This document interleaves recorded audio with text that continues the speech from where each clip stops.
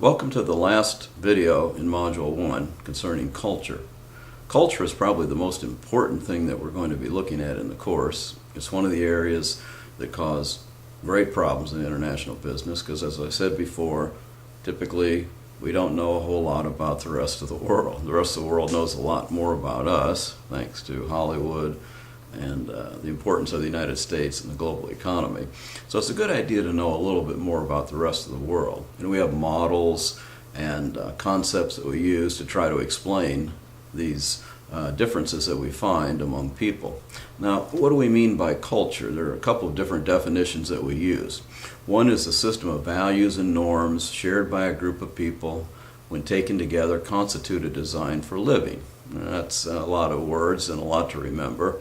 There's an easier definition, one by Garrett Hofstede, who I like better because it's easy to remember, and it gets right to the point. It's called, essentially, the definition is, it's a collective programming of the mind, because everything we do is essentially affected by culture.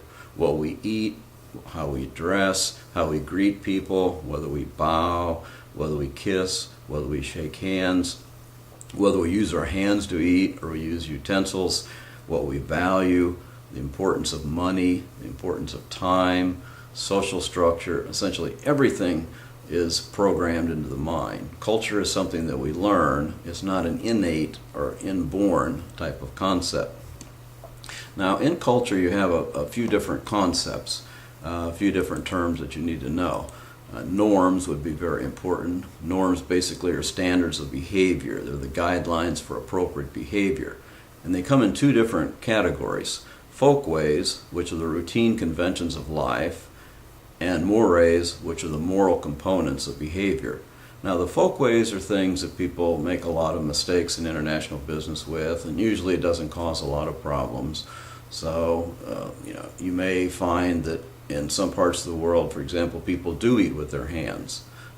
Usually it's the right hand, not the left hand, because the left hand is used for hygiene purposes, or at least it has traditionally, and so it's considered to be unclean. So handing a person a document with the left hand in these cultures normally isn't a good idea, so you want to be aware of that situation. The mores, though, are much more significant, so they deal with violations of moral principles and religion. Drinking alcohol, for example, in some countries would be a violation of a more, and usually the penalties are more severe for violating mores than folkways. Also, values are an important part of culture. Values are essentially what a culture considers to be important. What does a culture value? And cultures differ quite a bit in terms of values. The importance of the family, for example. While we may pride ourselves on our family and talk about how important it is, in reality, many other parts of the world take the issue of family much more significantly. It's much more important. You don't move away from your family, for example, for a job. That would be considered basically a violation of your values and beliefs. It's a completely different orientation. So there are many of these different mores and folkways and values that we find in the world that cause differences in how people behave and what they consider to be appropriate. Culture can also be looked at from the standpoint of structure, social structure, and there are a couple of different ways of looking at social structure. One is the group orientation versus the individual orientation. In an individualistic country like the United States, individual rights and responsibilities rule. What you do on your own becomes the most important thing. We evaluate people individually. In a group-oriented culture, everything revolves around the group. And you can see this actually if you look, let's say you look internationally at Facebook and you look at pictures. Typically in individualistic countries, you find a lot of pictures with people just by themselves. I have a picture standing by a monument and how great that is. Where in collectivist cultures, the group is important. You're always with other people. And so teamwork works very well, works much better in the United States than in the United States generally. And also you have this orientation towards the importance of social interaction in the workplace. The group becomes the most important factor, and so you have to look at that in terms of how you structure the workplace. Another issue is stratification. Now, stratification is basically the idea that you can move up or you can't move up in terms of a social class. In the United States, we have quite a bit of social mobility.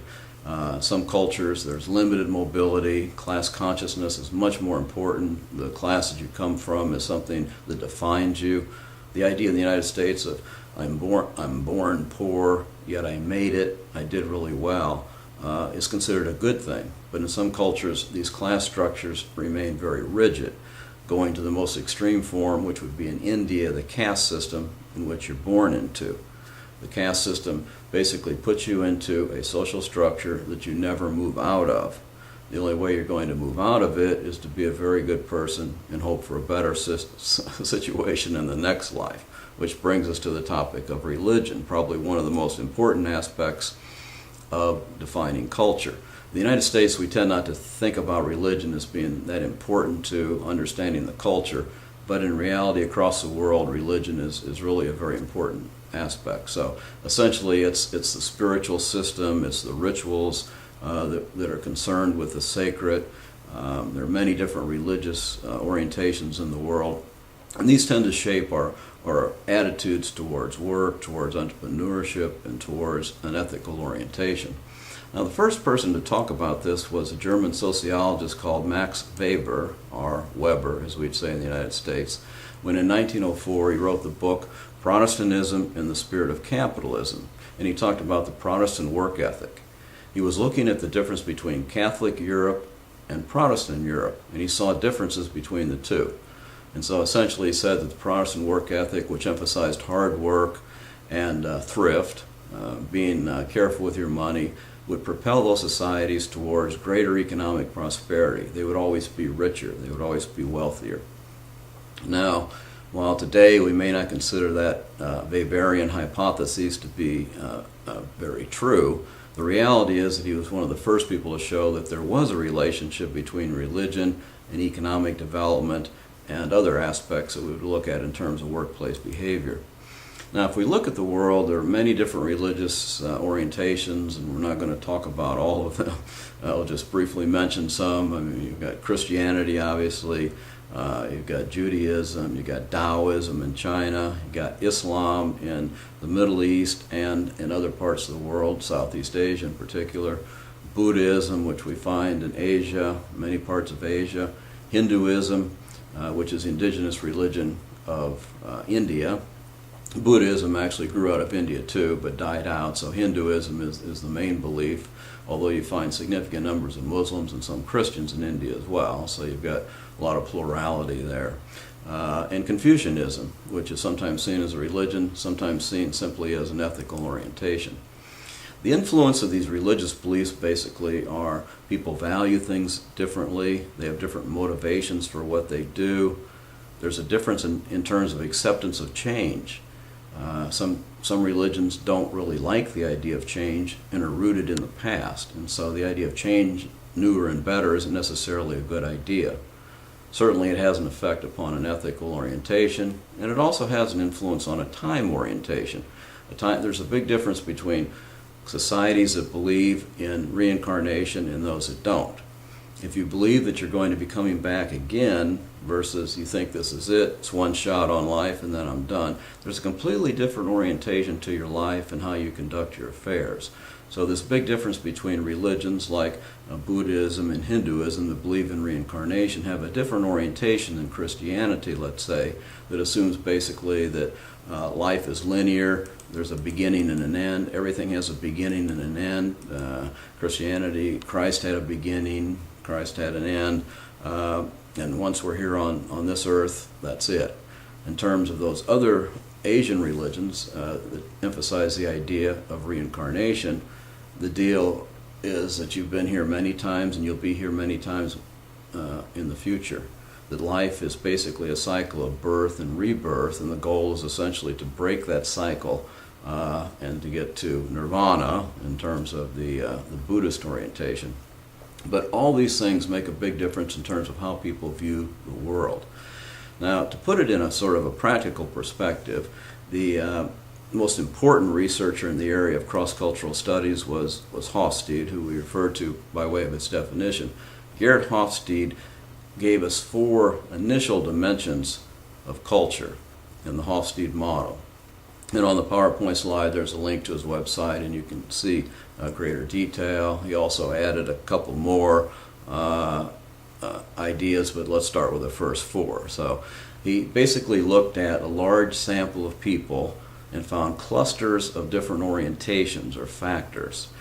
Power distance was one, uncertainty avoidance was another, masculinity, femininity was the third, and then collectivist or individualist orientation was the fourth. Now again, these were the original dimensions. With the work of Bond, there was another one, Confucian dynamism, and also then most recently he's come up with the concept of indulgence versus restraint. But we'll focus mostly on the issues of the original ones, as they tend to be the most important. Power distance is basically the idea that those with power should use it, and those that don't have it should accept those that have it. So there's a very superior subordinate relationship in this case. For example, Mexico has a high power distance.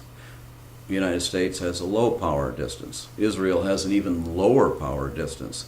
And so as a result, what you tend to find is that management systems in those countries will vary considerably based upon the power orientation. Do I expect subordinates to make decisions for themselves? That's a power distance issue. People with power should be making the decisions. Subordinates should be carrying out those directives.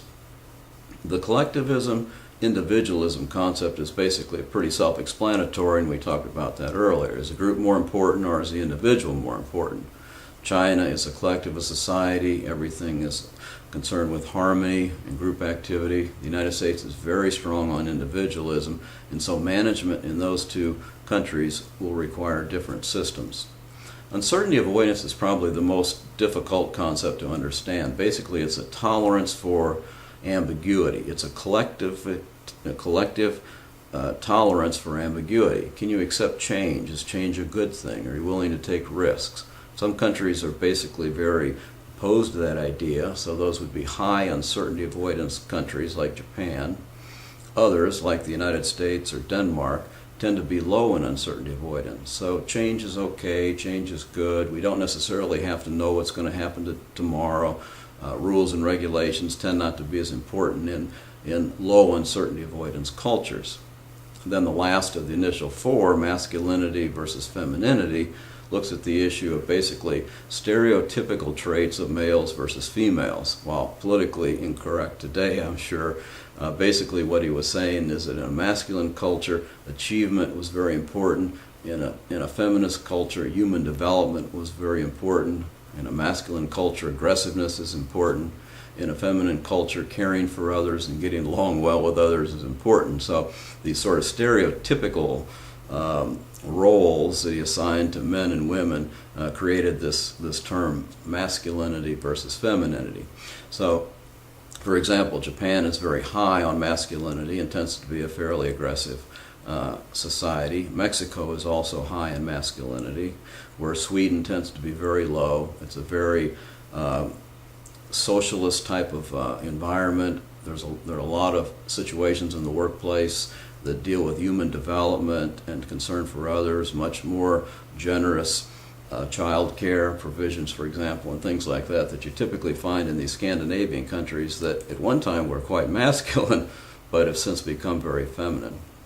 Now, the fifth dimension is what was initially called Confucian dynamism, and this was a concept that was discovered by Michael Bond, who was working in Hong Kong at the time, and told Hofstede, "You're missing a whole part of the world here that's very different. There are Asian values that are very important to understanding a culture." So the idea of status becomes important, face-saving, respect for tradition, reciprocity in terms of relationships, the idea of you do something for me, then I have a responsibility to do something for you. And also a long-term orientation. In fact, long-term orientation is typically how most people refer to the concept of Confucian dynamism. The last one, which isn't in the slides, the newest concept just released recently, is the idea of indulgence versus restraint. In some cultures, it's okay to indulge, in others it's not. So you can see differences between, let's say, Rio and Riyadh, Saudi Arabia, in terms of that idea of of indulgence. The ones that are probably most important for international business are the first four, and then the idea of Asian values, Confucian dynamism, or long-term orientation. Now, Hofstede's research is quite extensive. It involved well over 100,000 participants. Where it had difficulties or issues of generalizability is the issue of they were all IBM employees. They tended to be middle-class urban dwellers and educated. So does this relate to issues outside of this sort of limited subset of people in a society? The answer is probably no. In fact, we know that there's a big difference between urban and rural people in all cultures. And so you've got to look at this situation from the standpoint of this is a limited subset of people within a culture. Now, in reality, the situation is that in most cases, those are the people that we're dealing with in business transactions. Those are the people that are usually the most important in the target market. So the model has usefulness in that sense. It also has usefulness in showing, he was the first one to show, that managerial practices vary from country to country. You can't have one system of management that works everywhere. So you have to adapt your management system to fit the culture that you're operating in. If it's a collectivist culture, there has to be much more group activity, has to be much more group orientation, individuals being pointed out, not a good idea in those cultures. In masculine, high power distance cultures, you're going to find that there's a big status difference between manager and subordinate. Managers should look like managers. This polo shirt is totally unacceptable from a managerial perspective in a masculine, high power distance culture. Managers tend to be dressed up quite a bit. So the casual look typically doesn't work very well in those cultures, and you're supposed to sort of propel or express that idea of power through how you dress. Now, there are a few other things that we look at in terms of culture, and one is context. Context refers mostly to communication. We have high context and low context cultures. So in high context cultures, the context of the communication becomes more important. It's not necessarily what's said or written, it's the context in which you find that. So for example, in China, which is a high context culture, oftentimes people will tell you yes when they mean no. And so we don't understand there's a face-saving element going on here, and so we tend to a lot of times think that these foreigners are always lying to us. But you have to look at it in the context. How was the communication given? Eye contact, lack of eye contact, hesitation. Sometimes when people say maybe, they really don't mean maybe, they mean no. So if you ask, is the report going to be done on Friday, and they say maybe, well, you know it means no. So you have to look at the context of the communication. It becomes very important in these cultures. Now, in low context cultures like the United States, we go with the written word and the spoken word, particularly the written word. But the idea of read my lips becomes very important. It means this is what I'm telling you, and this is the truth. So you don't have to look at the context. Basically, we get straight to the point. We tell people how we feel, whether they like it or not. Another additional dimension of culture is the time orientation relative to what's called monochronic or polychronic. Monochronic cultures have a preference for doing one thing at a time, like the United States. Now, while we can multitask a lot, we can be on the phone while we're driving and eating a Big Mac, in reality we still have a preference for doing things sequentially. In a polychronic culture, things get all mixed up. Meetings don't follow from A to Z. They don't go from 1, 2, 3. Meetings can be interrupted. Conversations can change. You can be talking about business and immediately someone shifts to the idea of how's your family, talk about sports. It's a very chaotic situation in some cases for people coming from a monochronic culture. So you have to realize that this time orientation of we can do many things at a time and time really doesn't matter is much different than a monochronic culture where we have a preference for doing things sequentially, and time is very important. Now, keeping this in mind, that we classify all these cultures, we put them all into little boxes and say, okay, Mexicans are like this and the Chinese are like this. the reality is that we can fall into what's called the ecological fallacy, which means basically we put everybody in a little box and everybody's going to act like the model says, when in reality we know it's not true. Assuming that everyone from a particular culture has certain traits and characteristics is the ecological fallacy. We know that there are subcultures, as I just mentioned when we talk about urban versus rural. There are differences between the two.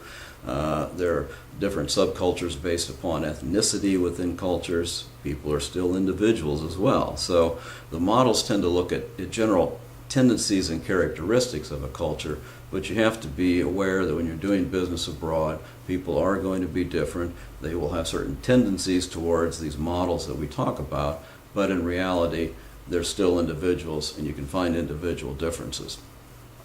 Another sort of warning in this whole process of looking at culture is what's called the self-reference criterion. And it's something that we typically do. I've done it many times, even though I'm aware of it, and talk to you about not doing it, but it's essentially the idea of evaluating or measuring another culture relative to your own. So we go abroad and we tend to, over time, usually say, why don't you just do it like we do in the United States? So we really have to avoid that tendency to assume that we've got everything figured out in the United States and whatever you're doing is wrong, just do it our way. We tend to evaluate other cultures, oftentimes which are much less efficient than our culture, but we need to look at it from the context of why people do what they do. The reason people do what they do usually has very good reasons. There's a reason they developed these behaviors, tendencies, and values. And so it's really not our position as international business people to go in and try to change a culture, nor to evaluate it. You may not like the culture, and that's okay. I've been many places I've been where I don't like the culture. Most places I do, but you just accept it as it is, and you work within the parameters of that culture. And so trying to avoid that, basically becomes a very, very important issue for international business transactions. As I said before, this is an area that we tend to not do as well as we could, mostly because we don't know as much about the rest of the world as we should. And so hopefully in this course, as you read and you study, you'll learn a little bit more about different cultures. Over time, you'll probably experience a lot more cultural differences, both in the U.S. or wherever you're from, and also through foreign travel. And you'll see that people really have a different orientation, a different value system, a different belief system, and that's not necessarily a bad thing. As managers, we just need to be able to understand it, and we need to be able to get along and to deal with that environment as we find it. So this is the end of the lectures for Module 1. I hope you've enjoyed them, and I'll see you again next time. Have a good day. Bye.